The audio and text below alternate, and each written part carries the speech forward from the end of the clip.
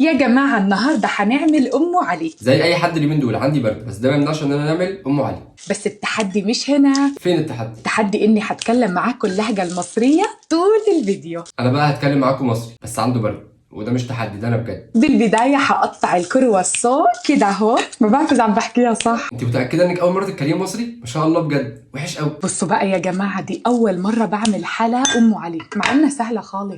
مين فاهمك ان احنا بنتكلم كده؟ نجيب الحلة أهو، وأول حاجة بنزل اللبن، اول حاجه ننزل اللبن، ودي كوباية كريمة، دخلنا كده في السوداني صح؟ وحاجة بسيطة من الحليب المكثف المحلى. لسه خلصان عندي، احط بداله شكر.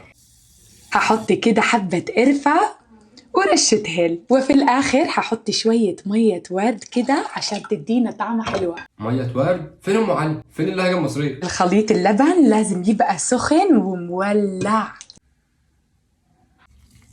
وده كل المكسرات اللي جوزي جابها لي. جوزها ما جابليش مكسرات.